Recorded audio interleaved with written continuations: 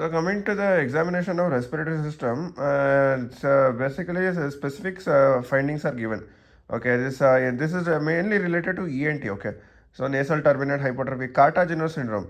I had seen a child in my Bowring hospital, so that's why I remember. When you auscultate, where you will get the heartbeat, you will get on the right side. So that's why situs inversus, and I think from that situs inversus, all the vessels would be like differentiated.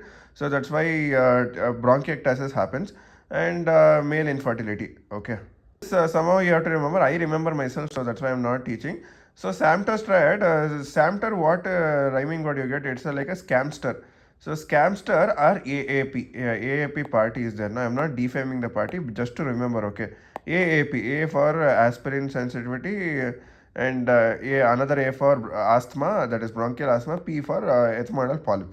Okay. Coming to young syndrome, basically, yeah, when you're young, what and when you're in 20 years, like your hormones would be high, and you would like to do all sorts of things. Okay, so that, but still you're not able to do due to the sinopulmonary disease, that is thick mucus bronchiectasis, all happens, and you're not able to do whatever pleasure things that is azoospermia will have. Okay, you are understanding what I'm telling. Okay. Coming to the demarcation of lobes and all, that's all not required. Okay, so basically what you have to know, this examination of chest is everyone will know. Okay, if you have gone to postings properly, you will know that everyone while auscultating, the topper in your batch would be auscultating respiratory system only mainly on the back side. Why? Because posterior, that below lower lobes, the lower lobes only mainly pathology, that pleural effusion, everything will be there in lower lobes, sir. That's why he goes backside. That's why this upper and middle lobes are in front. This is basic common sense. Everyone will know. So coming to the chest, spine is central. Obviously, you will know. Shape, circular are infants and old age. Think that infants and old age people, they'll have this respiratory capacity very less.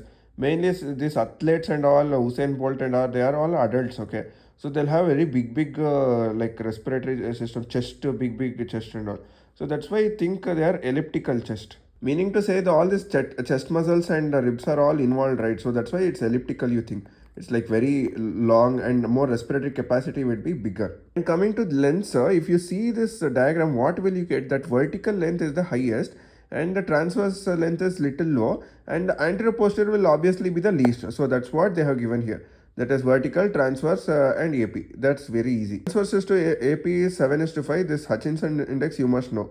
So basically, deformity is, you can, except flat chest, you can know all these things. Pectus carinatum, pectus excavatum, rachete croceri. Carinatum you won't remember. Pigeon chest you should know that from first year, that it is pigeon chest, basically the feature of rickets. And pectus excavatum, if you have read pediatrics, you will know that it is a vitamin C scurvy deficiency. And even rachete croceri is a rickets deficiency, that is vitamin D. It's all vitamin D and vitamin C. Even scorbutic croceri is vitamin C. The vitamin D, C, again C, again D, DC, DC, like that you can remember. Okay.